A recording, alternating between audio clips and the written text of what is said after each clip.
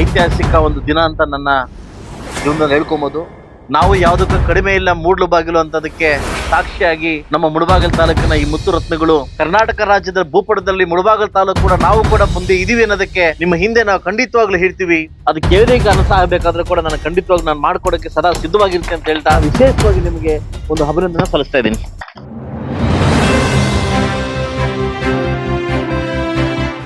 ಇವತ್ತಿನ ಒಂದು ಕ್ಷಣವನ್ನ ನಮ್ಮ ಮುಳಬಾಗಿಲು ತಾಲೂಕಲ್ಲಿ ಇನ್ನು ಐತಿಹಾಸಿಕ ಒಂದು ದಿನ ಅಂತ ನನ್ನ ಜೀವನದಲ್ಲಿ ಹೇಳ್ಕೊಬೋದು. ಇವತ್ತು ನಾವು ಮುತ್ತು ರತ್ನಗಳು ಅಂತ ಏನ್ ಕರಿತೀವಿ, ಮೊದಲ ಜೀವನದ ಮೆಟ್ಲು ಅಂತ ಹೇಳ್ಬೋದು.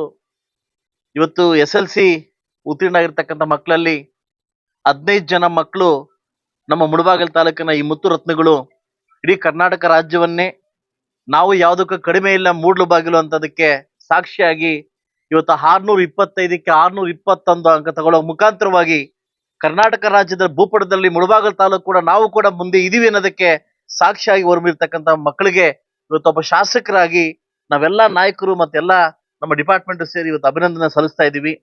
ಆ ಮಕ್ಕಳನ್ನ ಕರೆದು ಇವತ್ತು ಕನ್ನಡ ಶಾಲೆಯಲ್ಲಿ ನಾವು ಕೂಡ ಕಡಿಮೆ ಇಲ್ಲ ಅಂತ ಇರ್ತಕ್ಕಂಥ ಮಕ್ಕಳನ್ನ ಕರೆದು, ಅನುದಾನಿತ ಶಾಲೆ ಮಕ್ಕಳನ್ನ ಕರೆದು, ಪ್ರೈವೇಟ್ ಸ್ಕೂಲ್ನ ಮಕ್ಕಳು ಕರೆದು 15 ಜನ ಮಕ್ಕಳು ನಾವೆಲ್ಲ ಒಂದೇ, ಇವತ್ತು ಯಾವ್ದ್ರೂ ಕಡಿಮೆ ಇಲ್ಲ ಅಂತೆ ನಮ್ಮ ಮುಳಬಾಗಿಲು ತಾಲೂಕು ಹೆಸರವನ್ನ ಕೀರ್ತಿ ಪತಾಕಿಯನ್ನ ಇಡೀ ಕರ್ನಾಟಕ ಜನ ಮೆಚ್ಚುವಂತ ಮಾಡ್ತಕ್ಕಂಥ ಮಕ್ಕಳಿಗೆ ಒಬ್ಬ ಶಾಸಕರ ಕಡೆಯಿಂದ ಮತ್ತು ನನ್ನ ತಾಲೂಕು ಆಡಳಿತ ಕಡೆಯಿಂದ ಅಭಿನಂದನೆ ಸಲ್ಲಿಸ್ತಾ ಇದ್ದೀನಿ.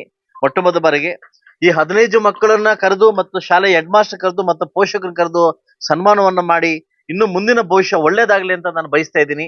ಇವತ್ತೇನು ಕರ್ನಾಟಕ ರಾಜ್ಯದಲ್ಲಿ ನಮ್ಮ ಕೋಲಾರ ಜಿಲ್ಲೆ 4ನೇ ಸ್ಥಾನವನ್ನ ಪಡೆದಿದ್ದೀವಿ, ಇದಕ್ಕೆ ನಾವು ಕೂಡ ತೃಪ್ತಿಕರ ಆಗಿದ್ದೀವಿ. ಯಾಕಂದ್ರೆ ಫಸ್ಟ್ ಟೈಮ್ ಇವತ್ತು ಈ ತರ ಒಂದು ವೆಬ್ ಕ್ಯಾಮ್ರಾಸ್ ಇಟ್ಟು ಯಾರು ಮಕ್ಕಳು ಹೆಚ್ಚು ಕಡಿಮೆ ಆಗ್ದಂಗೆ ಬೇರೆ ಯಾವುದಕ್ಕೂ ಹೊಲ್ದಂಗೆ ಇದು ಮಾಡಿರ್ತಕ್ಕಂಥ ರಿಸಲ್ಟ್ ಬಂದಿದೆ.